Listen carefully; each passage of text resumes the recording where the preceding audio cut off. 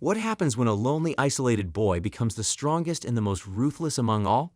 This happened with Denji when his pet demon sacrificed his own life for him. But Denji now needs a goal in his life to operate, but how does he do that? Intrigued enough? Well, let's start the story then. This story revolves around Denji, who lives in Japan. The episode begins with Denji panting and quietly walking towards a door with shaky hands. He tries to open the door and wakes up from a dream in an underprivileged house. That was a nightmare. First, he sits on the bed for a while and looks around. Then, he stands up, gets dressed, and goes to work.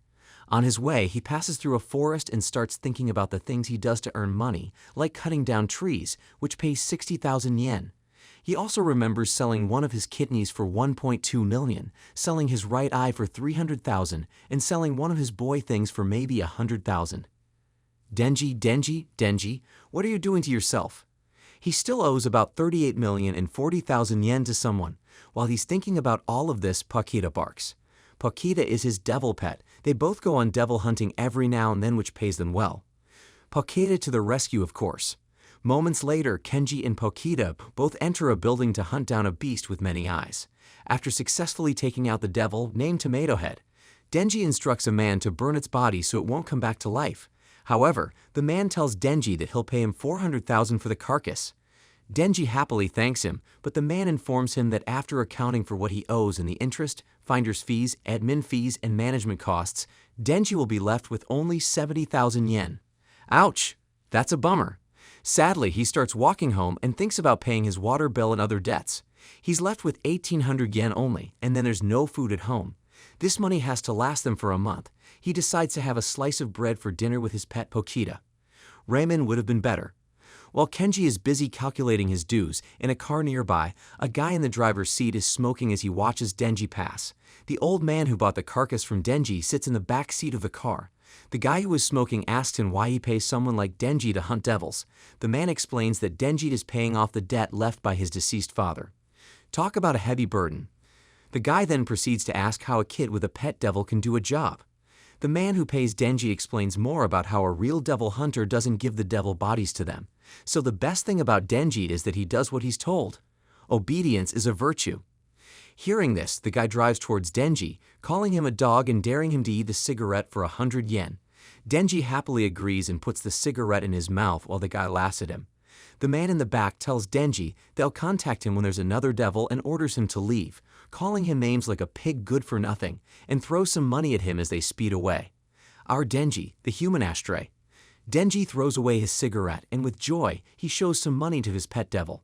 This money will help them survive for the next 3 days.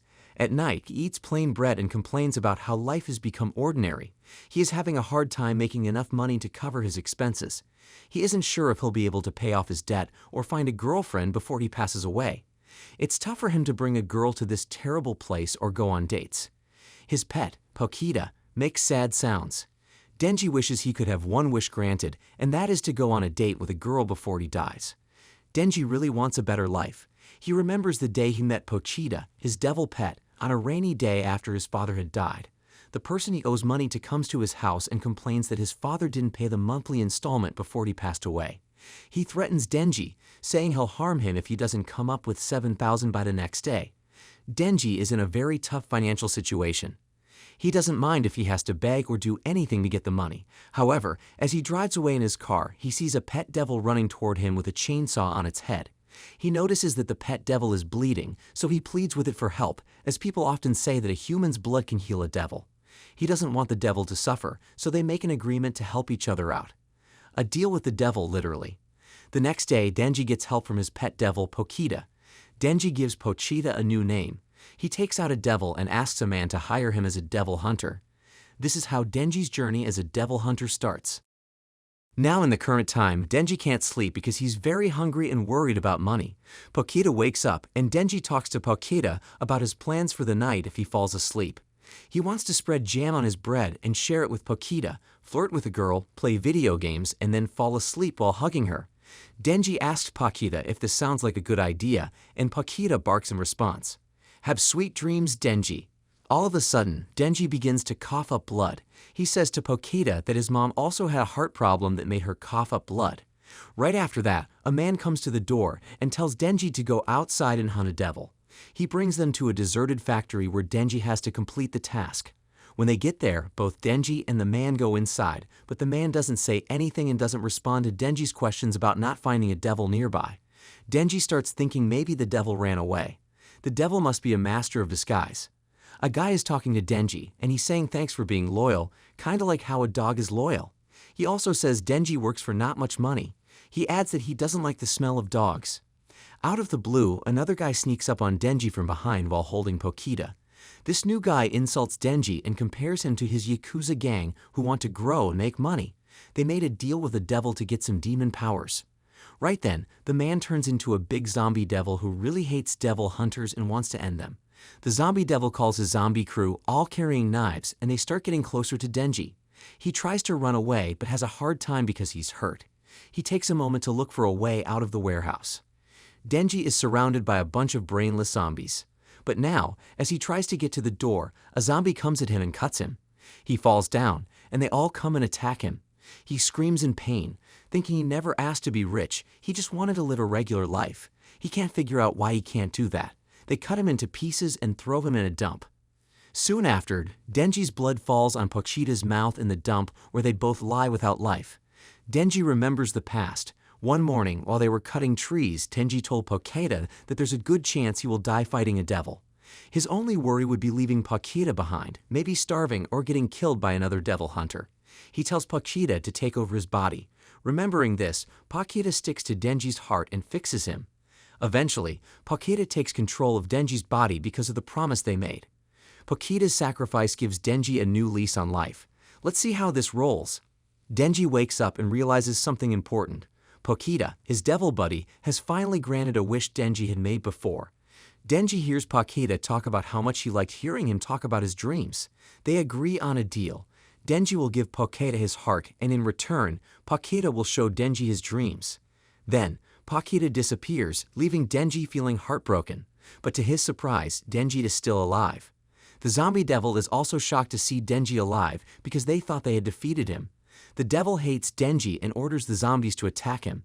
They all rush toward Denji and bury him under their numbers. But Denji is determined not to let the zombies ruin his happiness. He transforms into a mobster with chainsaws coming out of his hands and head, which amazes the huge zombie devil. He starts cutting down the zombies one by one with his newfound power. This change in Denji angers the zombie devil, who asks if Denji's devil companion has taken control of him, considering him as one of their kind. And this is how Denji becomes a chainsaw man. Right now, angry Denji is attacking the zombie devil while the other zombies are trying to stop him. He's taking them all down. The zombie devil is trying to escape death by throwing some zombies at him, but Denji is making sure to take him out by slowly cutting his body in half. Now he's facing the rest of the zombies and telling them that because they've become full devils and his job is to hunt devils, he is the devil hunter. He promises to get revenge and take out all the devils one by one, especially the man who tricked him into the building. He's still going at it and says he won't owe anyone anything anymore. In the morning, a woman and two men drive to the house and go inside. They are shocked to see the dead zombies. The woman thinks that someone has already been there before them. However, they see Denji and feel that he's the only one who is alive. She gets closer to him and notices a strange smell coming from him that doesn't smell like a human or devil. The woman's nose is sharper than a zombie's claws. She examines the dead zombies and asks him if he took them out. Tired and almost falling down, Denji asks the woman to give him a hug, and she agrees. To their surprise, Denji turns back into a human. The others wonder if he's possessed, but she says he's not. She can tell who's possessed just by looking at their faces. She tells Denji that she works as a demon hunter for public safety and lays him down. She gives him two choices: either treat him like a devil or let him stay as a human. If she keeps him, she promises to make sure he gets food. Denji chooses the breakfast option, and she tells him he'll have some bread with butter and jam, salad, coffee, and something sweet for dessert. Denji is happy and excited that they'll get to eat bread with jam later on. Denji's priorities are clear: food and love. Denji's stomach rumbles, and he informs Makima in the car that he's hungry. She responds by saying she'll take care of him and provide everything he wants. She mentions that she has dogs and belittles anyone who isn't useful, which makes Denji find her intimidating. He remembers how Pokita died and how he's been treating him like a dog. Makima's offer is tempting, but at what cost? At a toll booth, a girl tells Denji to get some food because he's hungry and hasn't eaten. Denji says no because he doesn't have money, but she insists on paying for his meal. She even offers him her coat, which surprises him. He starts thinking that no one has ever been nice to him because he smells bad and is dirty. Denji looks at the girl and realizes she looks really pretty. In his head, he admits that he loves her. They reach a restaurant and she orders food. Suddenly, Denji faints and falls down, but the girl catches him. He notices that she smells really good. The girl asks Denji how he ended up like this, and he tells her about his pet, which replaced his heart and died for him. He also says it's hard to believe. She walks around for a bit and tells him she believes him because she has a sharp sense of smell. She can sense that his friend still lives inside him. She also notices that his body smells like both a person and a devil. Denji's story is heartbreaking, but her keen senses allow her to see the truth. Denji often loses his consciousness and falls to the ground. When he wakes up, he sees a plate of udon in front of him. He's hungry and wants to start eating, so he asks if it's okay. She wants to make sure he can eat by himself, and when they see that he can't, they decide to feed him. Curious, Denji wants to know her name, so he asks. She tells him her name is Makima. Denji is not done with his questions and asks Makima about the kind of guy she likes. She tells him that she's into guys like him. The next day, Denji is still thinking about what Makima said. He realizes he likes her.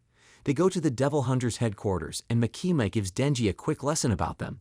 She mentions there are more than 1 million Devil Hunters in Tokyo, including regular folks who help them out. Denji thinks about working alongside her to get closer to her. Denji's plans have shifted from food and love to following Makima and winning her heart. At the office, Makima gives him a special outfit to wear, and he wears it. She introduces him to Akai, who has been part of the organization for 3 years longer than Denji. She tells Denji that he will follow Akai, but Denji says no because he wants to work with Makima. Makima promises him that if he does well, he will get to work with her someday and helps him tie his tie. Later in the day, Denji asks Akai if Makima has a boyfriend, but Akai ignores him and tells him to come along. Akai takes him to a quiet spot and starts hurting him. Akai warns him to quit the job and not come back to the office tomorrow. He throws his cigar at Denji and threatens to tell Makima that he left and couldn't handle the job. Denji stands up, runs towards Akai, and kicks him where it hurts. Akai stiffens from the pain and falls to the ground. Denji continues to hit him in that sensitive area, saying that he'll keep hunting demons no matter what. Akai gets up and starts fighting back, telling Denji that Makima isn't the right woman for him to pursue. Denji's determination is admirable, but his methods are a bit unorthodox, don't you guys think? Out of the blue, Denji realizes that Akai likes Makima, so he smacks Akai's private parts once more, making him tumble down. Afterward, Denji heads back to the office and lies to Makima about how Akai got hurt. Akai says it's not true, but Makima suggests they team up. Both of them decline the idea of working together, but Makima is happy that they are slowly becoming friendly. This is how little white lies lead to an unexpected turn of events. Makima tells Denji that he will be joining Hayakawa's agency team. Akai isn't happy about having Denji on the team and asks what Denji is. Makima explains that Denji is a person who can turn into a devil anytime, which surprises Akai. She says Denji is unique and will get special care. It looks like Denji is both a blessing and a curse at the same time. Later today, Akai takes Denji to his house because they will live together and Akai will watch over him. Akai tells Denji to forget about Makima and warns that she could harm him. He also shares that Makima once saved his life. Denji says he wants to hug Makima again, which surprises Akai. When they return home, Denji starts causing trouble in Akai's apartment. He makes a lot of noise and a mess. Akai goes to the bathroom and finds Denji asleep on the toilet because he has been there for too long. Akai realizes that Denji has used up all of the toilet paper. Denji's living habits are unique, like wow. The police are cleaning up an area today because they heard there might be a dangerous creature there. They decide to call for Akai and Denji's help to get rid of this creature. While they wait and watch, they enter a building. Inside, Denji asks what this creature called a fiend is, and someone asks if he ever went to school. Denji says he didn't, and Akai explains that a fiend is when a devil takes control of a human body, and it's usually easy to tell if someone is a fiend. They reach the door of an apartment, and Akai forcefully opens it with his leg. Inside, they discover a fiend in a room, and it's a really horrifying sight. Akai tells Denji to transform into a devil and defeat the fiend to see if he can be helpful in the future. The fiend gets up and threatens them, but Denji quickly uses his axe to cut off the fiend's head. Akai comes up to Denji and asks why he didn't use his powers to defeat the fiend. Of course, Akai is not satisfied with Denji's messy approach. He wants Denji to be more ruthless and efficient. Denji is talking to Akai and says that when he uses his powers to defeat devils, things become very messy. He tells Akai that he can make the devil's death less painful so it doesn't turn into a fiend. Akai gets upset and smacks Denji's head against the window. Akai believes that fiends are just like other devils and thinks that as a true devil hunter, Denji shouldn't feel sorry for them. Akai shares that his own family was killed by a devil right in front of him. He spends time with the police to check if they are willing to risk their lives to protect their families. Akai tells Denji that he doesn't seem to take his job seriously, unlike everyone else in the agency. Akai prefers making devils suffer rather than letting them die peacefully. Denji says he'll remember what Akai said, and Akai leaves Denji alone in the room. Denji thinks he tries to avoid the dirty magazines in the room because they get messy with blood when he uses his chainsaws. He faces a dead fiend and tells himself he makes its death easy so he can have the magazine as a reward. He looks at the magazine and remembers his pet Pochita. He tells himself he lives the life he always wanted. He believes his dreams come true, but Akai is still chasing him. Denji feels his life is complete, but he realizes something is missing. Besides enjoying good food and spending time with an attractive person every day, he notices Akai talking to the police. He thinks about what Akai said about seeking revenge and how the police work hard to protect their families. He starts to wonder if Makima wants something similar. Then he begins to think about his dream of holding a girl's chest. He believes Makima's chest is big, and he even imagines playing with it. Akai doesn't want Denji to be a softie.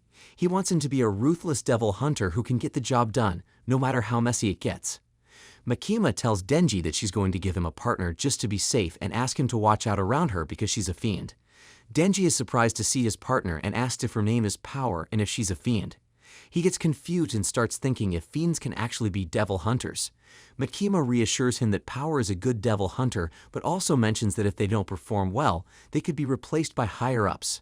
After that, Power and Denji start patrolling the city. Since Power has visible horns, they decide to stay on the rooftop to avoid any trouble. Suddenly, Power hits Denji on the head and asks for blood because she's craving it. Denji is attracted to Power because of how she looks. Power gets angry because they haven't seen any devils all day. Then she smells blood and starts running towards it. After killing the devil, she laughs and finally feels satisfied with her craving. When Makima found out about it, she came here. She got a bit upset because Power had killed a civilian hunter's devil, so she says they're doing something wrong by interfering with their work, and usually, people get arrested for that. She advises Power to think before acting. At the same time, she tells Denji to control Power. Denji gets worried because he doesn't want any trouble.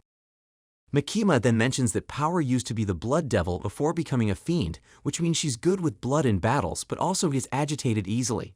Because of this, Makima thinks Power might not be cut out to be a devil hunter. Power starts blaming Denji, saying he ordered her to kill. Denji is shocked because he didn't command Power to do anything. He didn't even know about the devil. He asks Makima to arrest Power because she's lying. Now they both argue because Power refuses to admit her mistake. On the other hand, Makima tells both of them to relax, and they both do just that. Power admits her mistake, and Makima applauds her for it. Makima says she doesn't care who got in whose way. She wants to see the two of them working well together. Power promises Makima they will, but Denji is now paying very close attention to Power's chest. In the next scene, Denji gets a drink for himself. Power, however, is lost in thought. Suddenly, a small cat shows up, and Power is overjoyed. It's clear that Power really likes cats. But Denji tells Power that being able to grab a drink like this feels like a dream come true to him. However, he warns that if they keep messing up, working with someone who lies won't make things any easier. Power then confides in Denji that she enjoys being with cats and spending time with them because she dislikes humans. It's not personal. Her hatred seems almost instinctual, like a demon's. She even hates devils because one of them took her pet cat, Meowie, away. Knowing this, Denji begins to pay close attention to what she's saying. Power thinks Meowie might be dead, but she can't give up hope. She's willing to do whatever it takes, even obey humans if it helps her get Meowie back. She believes Denji might understand the love for a cat. Denji, hearing this, thinks it's crazy but agrees to help if it was a dog. Hour then asks Denji if he'd like to touch her chest after they save Meowie, and Denji gets excited. He's ready to fight the devil who took Power's cat. Power is surprised by his reaction. Later, Denji and Power approach an officer who lets Power go out but tells Denji to make sure she's back by 5 p.m. Denji is surprised because he didn't know Power couldn't go out alone. They set off to rescue Miaoi, and Power tells Denji where the devil who kidnapped Miaoi lives. Denji is the only one who can fight it, as he can use Miaoi as a shield. Denji's mind is on Power's chest, but then he talks to her about his pet devil Pokita. He can't pet Pokita anymore, but he feels Pokita lives on in his heart. Power thinks humans are silly because death means the absence of life, and the idea of something living on in your heart is just self-comfort. After this, Denji can't say anything and agrees on what she said. In the next scene, we see Makima in front of some high-ranking officers. One of them says that the situation with the Americans has made the Soviet war hawks even louder, and there are rumors about using devils in the military. However, he asks Makima how the new hunting dogs added to the squad are doing. Makima responds that one looks promising and another is interesting. Hearing this, an officer tells Makima that her job is to train these hounds and put them to work. He warns her not to get attached. Afterward, she leaves with Hayakawa. He tells Makima that Denji is disgusting, not interesting. Hearing this, Makima takes some time to think. Then she explains that all devils are born with names, and the more feared those names are, the stronger the devil becomes. Since Denji can turn into a chainsaw devil, Makima finds him quite interesting. However, Ayakawa doesn't agree with Makima's words. He tells her that Denji will not be useful because everyone in public safety has a real goal or motivation. Denji, on the other hand, thinks he can be friends with devils. This is why Hayakawa believes Denji isn't a good fit for their operation. Meanwhile, Power points to a house and tells Denji that Miaoi and the devil are inside. Denji explains he can transform into chainsaws, but Power thinks his jokes aren't funny. As they approach the house, Power keeps going despite earlier warnings that the devil might use a cat as a hostage if he sees her. Power admits she misspoke and suddenly stops.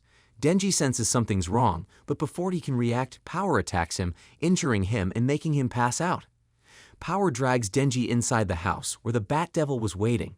It turns out there was a deal between them. The devil is upset because he thought Power had run away and kept him waiting.